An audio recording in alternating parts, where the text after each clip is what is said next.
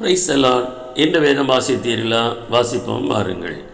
இயேசுவை நோக்கி நீ விசுவாசித்தால் தேவனுடைய மகிமை காண்பாய் என்று நான் உனக்கு சொல்லவில்லையா என்றார். யோவான் 11:40 நாம் வாசிக்கிறோம். மரியாள் தேவனுடைய பாதத்தில் அமர்ந்து நல்ல பங்கை தெரிந்து கொண்டாள். மார்த்தாலும் அதன் பின்பு நல்ல பங்கை தெரிந்து கொண்டாள். ஏன்னா அந்த குடும்பத்தை சேர்ந்த லாசரு என்கிறவன் வியாதிப்பட்டு போனான். அந்த செய்தியை ஆண்டவர் இயேசுவுக்கு அவர்கள் அறிவிக்கிறார்கள். இயேசு அங்கே தாமதமாய் போகிறார். அவர் போகிற வழியிலே அவன் மரித்து அவன் அடக்கம் பண்ணப்பட்டு 4 நாட்கள் ஆகிவிட்டது.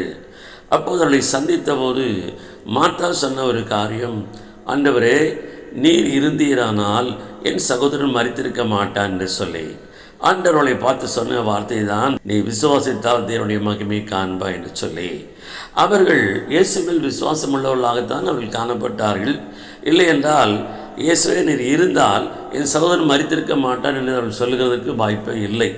ஆனாலும் ஆண்டவர் சொல்கிற காரியம் என்ன, அவர் எதிர்பார்க்கிற விசுவாசம் என்னதென்று பார்க்கும்போது, நானே உயிர்த்தெழும் ஜீவனுமாக இருக்கிறேன், என்னை விசுவாசிக்கிறவன் மரித்தாலும் பிழைப்பான், உயிரோடு என்னை விசுவாசிக்கிறவன் என்றென்றைக்கும் அறியாமல் இருப்பான் என்று சொல்லி அவளுக்கு முன்னதாகவே அவர் அறிவித்திருந்தார்.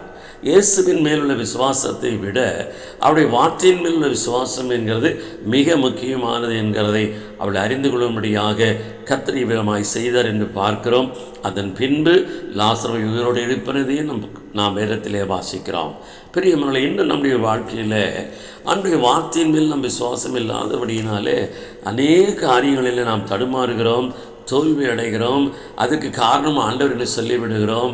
ஆண்டவர் அல்ல, நாமே அதற்கு காரணராக நாம் இருக்கிறோம். இயேசுவை விசுவாசிப்பது உண்மை என்று சொன்னால் அவர் வார்த்தையின் மேல் விசுவாசம் மிக முக்கியமானது என்கிறதை நாம் மறந்துவிடக்கூடாது. கர்த்தர் தாம் இந்த வசனங்களை ஆசீர்வதிப்பாராக. ஆமென்.